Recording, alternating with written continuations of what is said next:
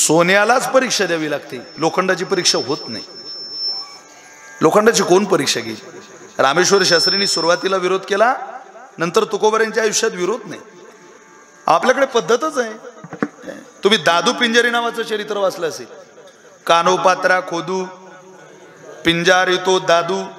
एकदा त्या दादू पिंजारींना भेटायला काशीवरून एक मनुष्य आला, वाराणसीवरून.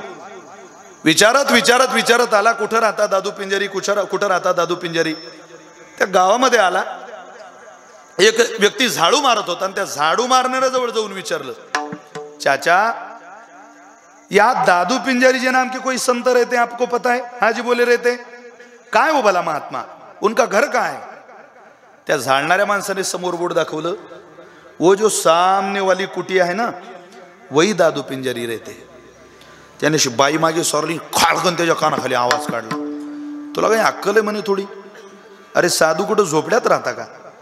त्यांचा महाल असतो, लावाजमा असतो, ताफा असतो, 5-25 गाड्या असतात, तुला काही कळतं का?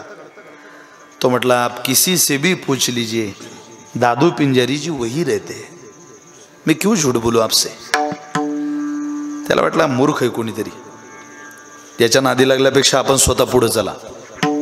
त्या घराजवळ गेला आणि तिथे एक मुस्लिम समाजाचा मनुष्य दिसला. त्यांना विचारलं, चाचा या दादू पिंजारी नाम के कोई संत रहते? रहते. कौन सा घर है उनका? महात्मा यही तो घर है, वो भले महात्मा का यही है. हाँ बड़ा ही प्यारा महात्मा है. वचस से एकम कर्मस से एकम मनस से एकम इति महात्मा. तुम्हारा भाग्य है, उनका दर्शन पाओगे. तो काशीचा मनुष्य म्हटला, अरे म्हणजे 100% हेच घर आहे त्या महात्म्याचं. चाचा कहाँ मिलेंगे वो दादू पिंजारी?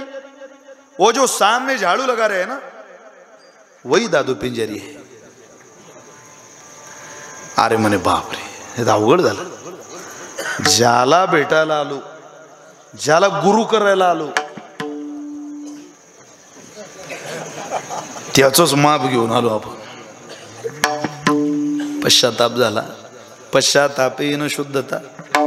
जवळ गेला, क्षमा करा महाराज, मी वाईट माणूस नाही बरं, तुम्हालाच तर भेटायला आलो, पण मला असं वाटलं मी रंगवलेलं एक चित्र होतं, बारी लागलेली असेल, काही द्वारपाल उभे असतील, मला अडवतील, विचारतील काय काम आहे सांगावं लागेल वगैरे वगैरे, काही दक्षिणा ठेवावी लागेल. माझं चुकलंच तेवढं, मी तुम्हाला ओळखू शकलो नाही, पण मला जरा माफ करा. असू दे दादू पिंजारी म्हटले, काय त्यात एवढं? नाही हो बाबा, तुमच्या थोबाडीत मारली मी. अरे मारू दे बाबा, आता त्याला काय, असं कसं मारू दे म्हणजे काही थोबाडीत मारणं काही साधा गुन्हा आहे का? दादू पिंजारीजींनी त्याला दिलेलं उत्तर आहे, ते मला इथे अपेक्षित आहे. ते म्हटले, आमच्या बायका अक्षय तृतीयेला घागर मडका आणायला जरी बाजारात गेल्या तरी ती घागर 3दा तपासून घेतात. अरे ज्या घागरीचं 2 तासाचं काम आहे ती घागर आमची बायको 3दा तपासून घेते.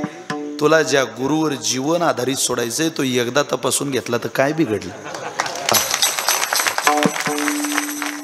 तुमच्या टाळ्या याच्या करता तर नाही ना की सगळे गुरु असेच तपासून घेतले पाहिजे, वगैरे समज नको बाबा. पण गुरु तपासण्याची पद्धत आपल्या परंपरेत आहे.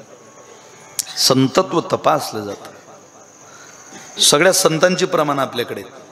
हो, नामदेवरायांची आरती केव्हा झाली बघा तुम्ही, तुकोबारांची आरती केव्हा झाली, ज्ञानोबारांची आरती केव्हा झाली, तपासणीतूनच झाली. सगळ्या संतांच्या आरत्या बघा तुम्ही, नंतरच झालेली आहे. सुरुवातीला आरत्या नाही.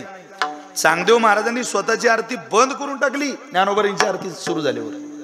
आता नाही, आता ऐसे कोणी होणे नाही.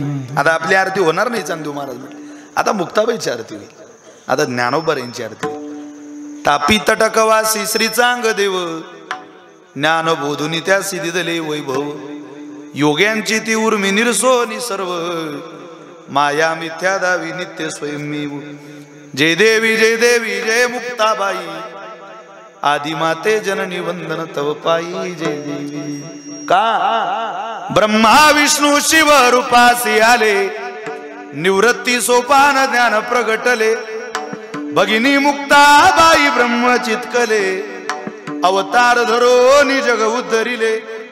जय देवी जय देवी जय मुक्ताबाई, आदि माते जननी वंदन तव पायी जय देवी. अहो नामदेवांची आरती कधी झाली तुम्ही बघा.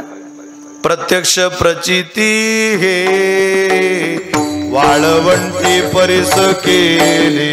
प्रत्यक्ष प्रचिती हे वाळवंटी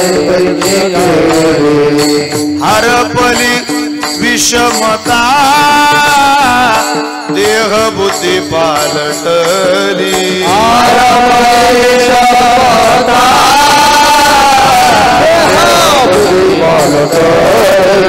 जय जयाजी भक्तराया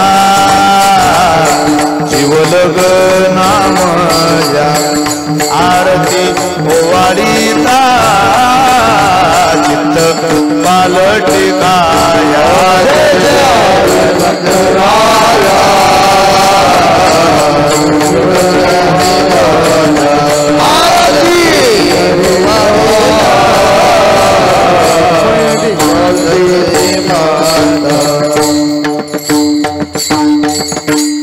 इथं मार्ग, इथं कृपा, इथं संतत्व तपासण्याची पद्धत आहे.